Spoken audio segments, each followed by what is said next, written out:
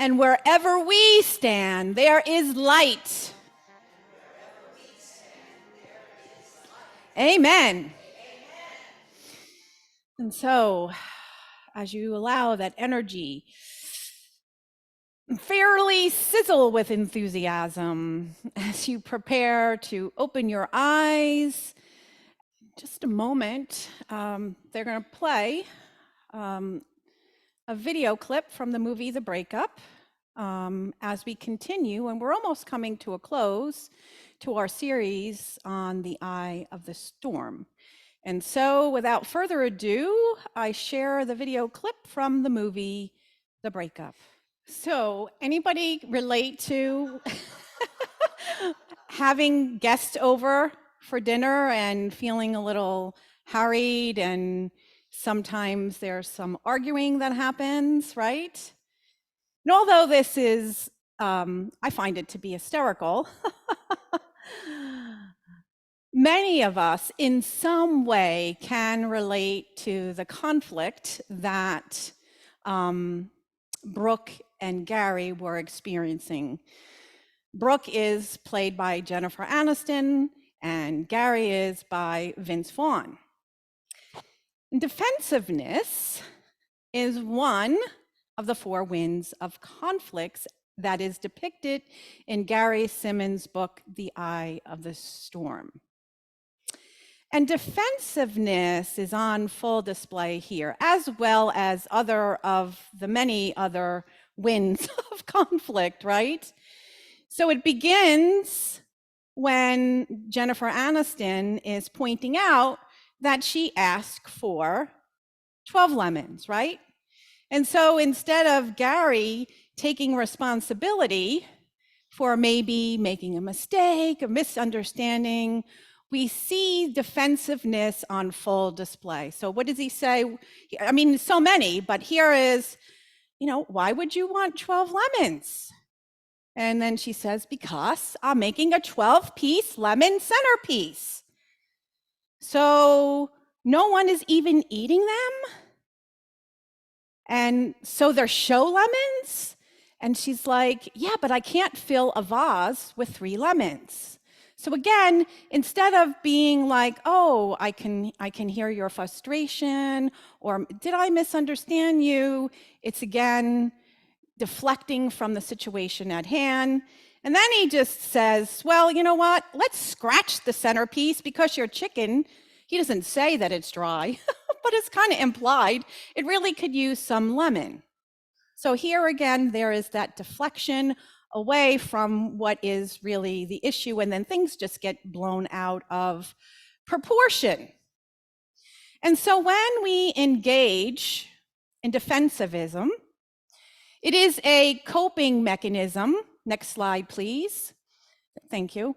It is a coping mechanism that is triggered within us when we have this perceived is the key word, belief, that we are under attack, that we are being blamed, that we are being criticized, and that we are judged, right?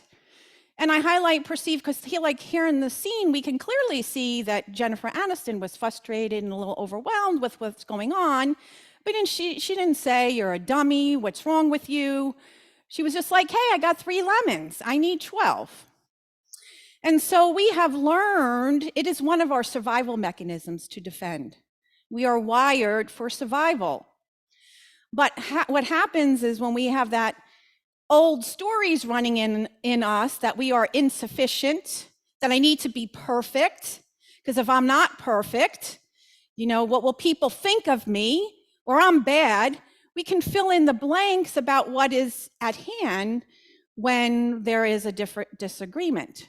And so it is a learned strategy that we have learned to deny and to deflect from the situation.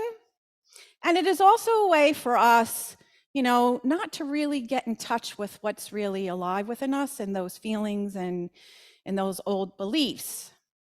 And we can really know that we are being defensive when we can see these signs, right? And when we are in the wind of conflict called defensiveness, we know we are not centered in our wholeness. We are centered in our ego, our wounds, and our stories. And when we are there, this is how when we have that perceived feeling of being blamed or judged, we become reactive. We take it personally. And if we're taking it personally, then all of a sudden we're not really listening to what is being said. We're not listening to connect, what is really up, what's going on, listening to understand, because we are not listening because we are already formulating our list of excuses, our list of defenses, the ways we can show, no, that's not right? We justify, and then we shift the blame, like with the chicken. It's dry. It's not about me forgetting something you asked me to. It's really about the dry chicken. And we can fill in the blanks. And then sometimes we can bring up someone else's shortcomings, right? She really, hey, yes, I did agree with you that I was going to bring 12 lemons, and we had that agreement this morning. But it's not in the scene, I'm making this up, but it is an example. And he could say, look, you're such a perfectionist. Who cares about the damn lemons? We're just here to have a good time, right? So now we're pointing to somebody's shortcomings. We're calling them a perfectionist, right? Or we bring up the past. Oh, I hear a lot of sighs. Do you remember the time last year when you forgot to pick up the kids on time? It had nothing to do about the lemons, right? And then playing victim. You've asked me if I was okay with the vase being on the table, and I said I was okay with it about, and I believe we've had the same discussion 3 times. I'm wondering if you're not okay with the vase. Is the vase bothering you on the table? And then the person melts down into tears. Oh, I don't mean to be such a burden, blah, blah, blah, blah, blah. True story, by the way. It's like, okay, I said, you know what? I don't really want the vase here, but again, a learned mechanism is, I'm going to play the victim. And then telling someone how they should feel, how they should act, what they should do. You shouldn't feel that way. Anybody ever say that to you? Did you ever say that to someone? Somebody says, I'm so upset. Well, why are you upset? You shouldn't be upset. Feelings are our feelings. They just are. And as soon as we tell someone they shouldn't feel or think a certain way, the great divide occurs. And so what is the antidote to defensivism? Anybody want to guess? Non-resistance, right? So defensiveness is one of the winds of conflict, an aspect of wholeness. We've been learning both, right? The eye of the storm for each wind of conflict. The antidote is an aspect of our wholeness, and that is non-resistance. Non-resistance is what? Is allowing whatever to be, simply put. And to be in that place of non-reactiveness. It's like allowing yourself to be the observer of you, your emotions, everything that's happening, and accepting instead of pushing away what is. Now, I'm not talking about abuse here, right? We're clear. Just want to be clear about that. And accepting what is and living from our center. And we are physical, mental, emotional, and spiritual beings. We have those aspects of us, right? And so when we live from our center, we are living, there are different ways to, depending on each aspect, that we call ourselves into center. Carolyn Mace has the analogy of our chakra system, right? And she does it as like a penthouse building. And the first, our root chakra, right? Coming up here to our sacral, and then in the middle of our power center here are all related to the physical world and how we operate. We move into our heart. It's another floor in the penthouse, right? But this is in consciousness, is where we connect heaven, what the physical, with the spiritual, and then we move up. So we are asked to live from our center in all areas. And so to live from our center physically, we have to understand that, yes, defensiveness is a learned behavior, but it is also part of our hardwiring physically. That we are wired to survive, right? And so when there is a perceived threat, even emotionally, our sympathetic nervous system can be really activated, right? When we're perceiving that we are being blamed or shamed, or we perceive that we are, what would people think? If somebody's voice is a little loud or frustrated, we don't even realize that may connect to how dad talked to me when I was young or whatever. And so we can go into what is called the fight, flight, freeze, and fawn mode. Now, I know I've talked about this, so I'm not going to spend a bit of time. So when we're feeling something happening in our body, we know when the sympathetic nervous system is keyed up in us, we can have a racy heart, clammy, cold skin. We can feel hot. Our blood pressure goes up. We may have a red face, a red chest, some redness somewhere else. And then when we're in the freeze mode, that even shuts down the vagal nerve, and we can almost feel, because that's one of mine, right? I had some very traumatic events, so sometimes when I perceive a threat and I know I'm really physically safe, that will be activated.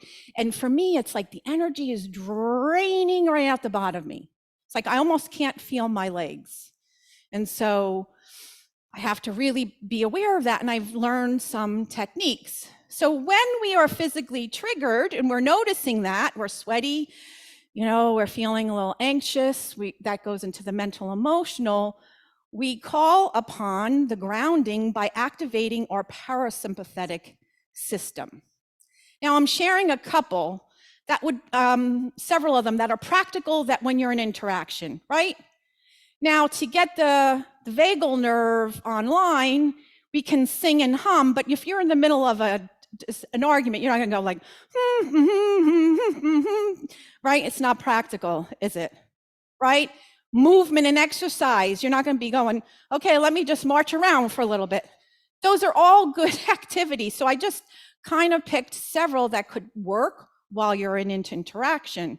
So grounding can be where you just kind of rub your leg. If it's not, so weird, but you could just like rub your skin for a moment. Just be careful of your stance that you're not like this, right? It's body language also says a lot. Now, because I had some physical trauma of being assaulted at one time in my life, and one of them was in a public place. When I first began speaking, even when it was just, I wasn't even thinking of being a minister or anything like that. I was just speaking about hospitality. Like my body would go, I've shared this story, and I would need to have one of those mics because I didn't want anybody to see me going like this. So I was doing some somatic releasing. And one of the techniques I learned to just stand, and I would do this visualization a lot at home so that when I was in a situation of stress, I can do it. So I would just sense myself like a mighty oak tree, right? And even just pressing down, like, see, I'm just pressing. You don't know that I'm pressing into the ground, but I'm pressing into the ground. And there's roots. So I'm like, okay, there's roots. And you may say, well, Angela, if I'm doing all that, I don't even know what the hell's going on. That's a good thing, because you don't want to get drawn in. We'll get to the spiritual next in a moment, right? And then you focus on your breath. You need to do something to ground your body, focus on your breath. Think of a 1-word, 2-word mantra: calm, ease, God is, I am, whatever it is for you. Peace, still, compassion. Just have your word that resonates with you. So then we move into mental and emotional centering. Now, the other one I didn't tell you, just be aware, count your breaths, right? Here we begin doing the deep and slow and sensing the breath is coming here, right? We're moving so that we can have our unification of the unified heart mind. And you think of the 4 A's: allow, be aware, accept, and affirm. In other words, allow. I'm just going to be here with all this uncomfortability. I'm going to be aware of what's going on with me. If I have to ground, I'm going to ground. I'm going to be aware of what's here. I'm going to accept what's happening instead of being like, I can't believe this person is saying what they're saying. And then affirm. You can make them even simple. I am compassion and wisdom. It could be just I am compassion. Let us be transformed. That's one I use. If there's a disagreement, it just works for me. It just reminds me, let us be transformed. Instead of me going to, like, I got to prove something or not, let us be transformed. Let us be healed. And let me live for my wholeness, or my, whatever word you say, divine self, higher self, Christ itself, Buddha self.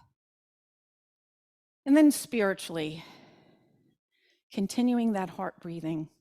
The deeper you go within, where we access the wisdom of our spiritual hearts, and we just, as that breathing is, and I've just said, I am compassion, heart listening, not listening to defend because I'm allowing, right? I'm aware. And then we let go and let God, which is one of the sayings from 12 steps, right? It's powerful.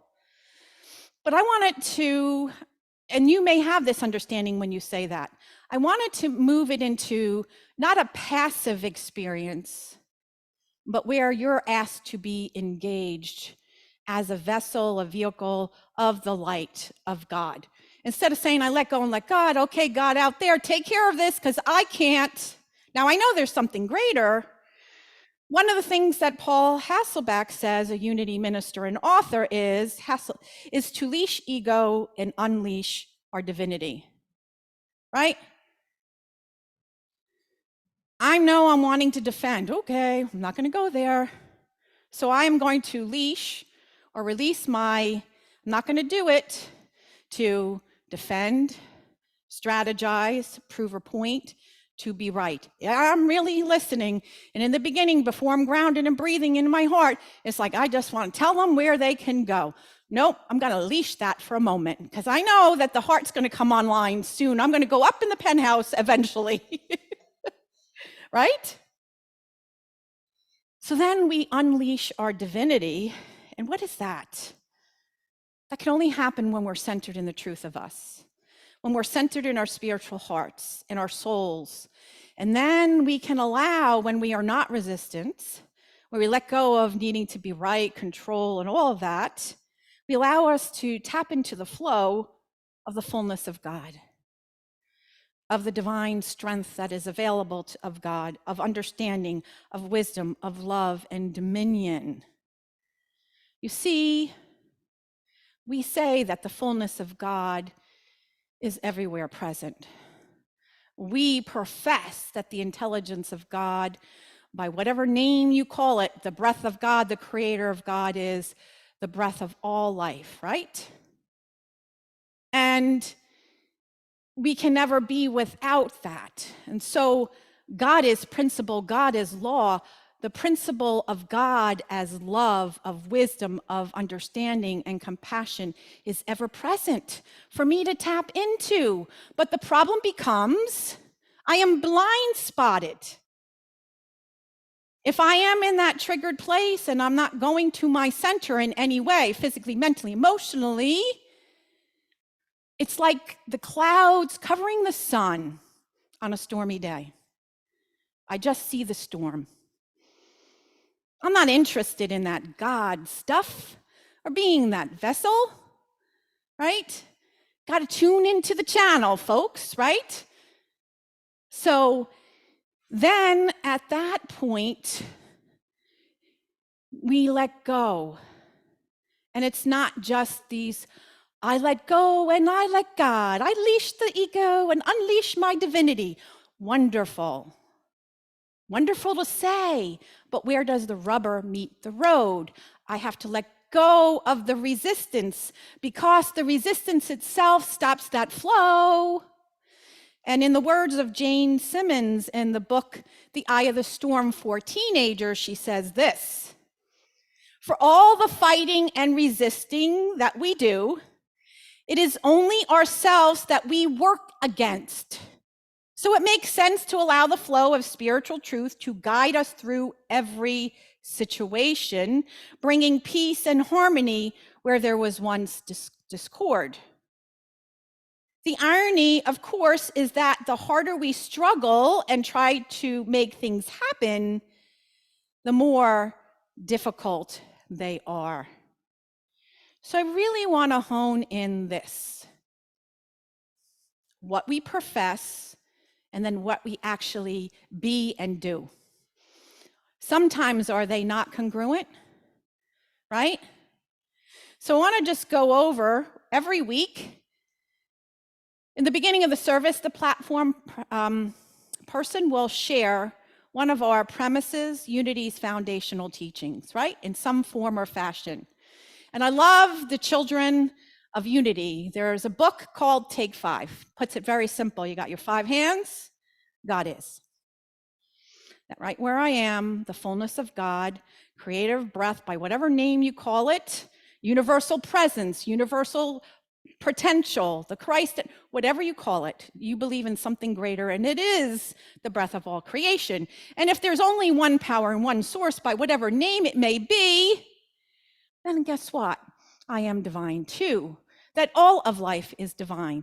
And if I am divine, then I can tap into the fullness, because I live in the sea of the allness of God. I can tap into the allness of God right here within me and all around me. I am human and divine, and I need to sync my humanity with my divinity. I am in this world, but not of it. And I create, not just through my thinking. We are energy beings. My thoughts, my words, my body stance, my actions, my beliefs, they're all sending messages out in every moment. And so I create my experiences. Not only do I have the power to transform and heal, but if I am throwing logs on the fire, we got fires blazing. And what is that energy like between two people?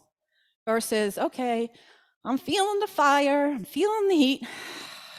Let me calm it down a bit. At least I'll start with me, right? And then that, when you ever been in the presence of someone who is calm, who is peaceful, right?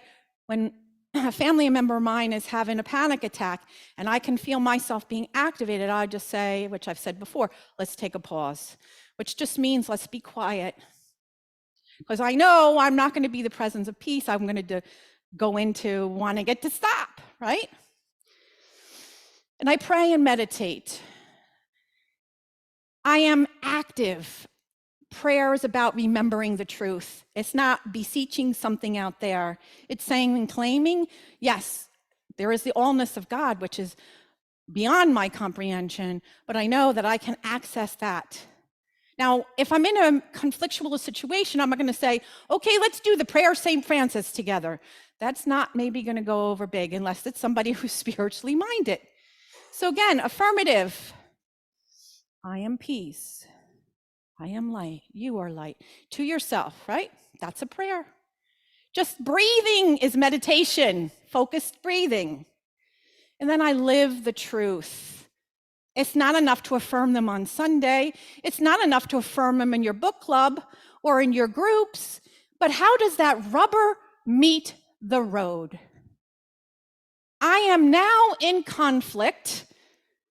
Will I trust that if I let go and do breathing and ground myself and tap in, and I don't have to make this list, dissertation, or prove anything, but allow me to tap into the flow? I will know what to say. Sometimes saying nothing is the answer. And sometimes we need to agree to disagree, but who I am being is in alignment with the truth of me rather than my wounded self. And so I want to end with a little parable that is found in the book, The Quest, written by two Unity authors who at some point were president, vice president of Silent Unity, and that is Richard and Mary Alice Jaffola. And the allegory is this. There were armies of land crabs heading to the beach. To get there, unfortunately, they had to cross a road. Consequently, driving on the road became very challenging. If the crabs just stayed put low to the ground, a car could be easily maneuvered around them fairly easily.